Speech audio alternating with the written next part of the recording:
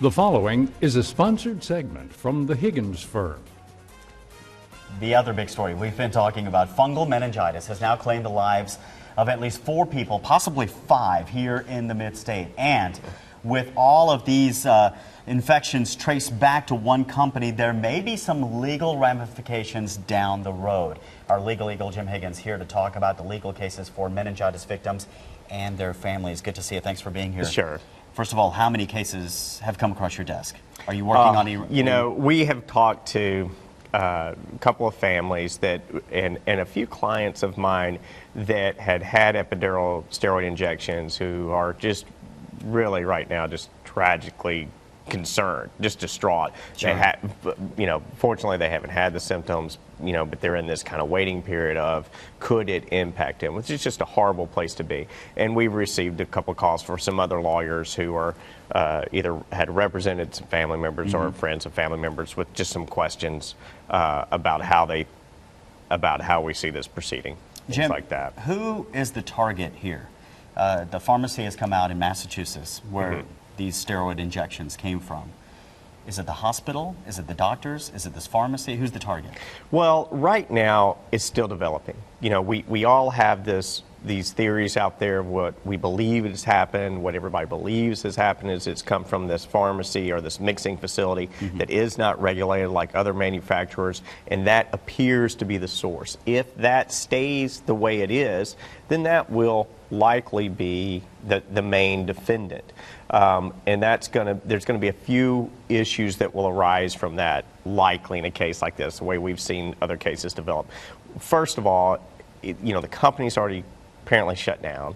They're not answering their phone calls. We've got hundreds of these cases out there in all these different states. So the big question will be, can they survive? Well, that just simply put them into bankruptcy court, and then what happens with these families if that occurs? And likely in the case this side, I mean, it would have to be a substantial corporation to do it, and it just doesn't look like it is.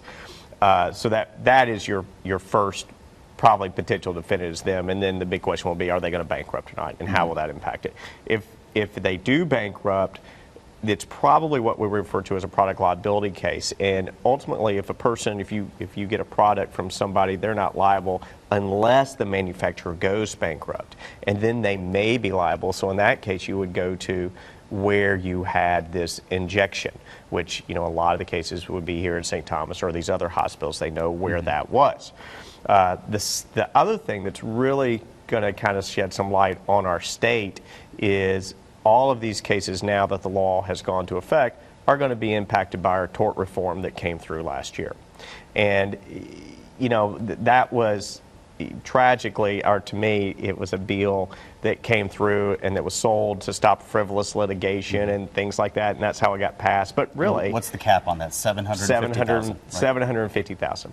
And so what happens with a lot of these families is now that they'll have that limit, a jury, their peers, whatever, will not be able to tell them what the value of their loved one was, or caregiver was. Our legislature, the governor, all these people, when they pass that, that's the cap.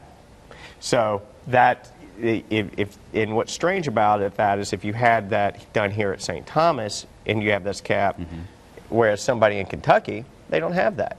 And if we're going to deal with these bankruptcy issues, if that happens too, that can have a big impact on that. If the bankruptcy judge distributes it under proportionate awards, well, our awards are going to be a lot lower than other states. So that's really going to be a big impact in this case. All right. Well, if you have any questions for Jim Higgins or any of the other attorneys there about meningitis or anything else, really, the Higgins firm is where you can contact them. There's the phone number, 615-353-0930, or you can contact Jim personally at jsh@higginsfirm.com. All right. Thank you so much. Appreciate it, Jim. Sure. All right. Well, let's get a check of our weather forecast right now. Craig Edwards standing by with the very latest at 7:52.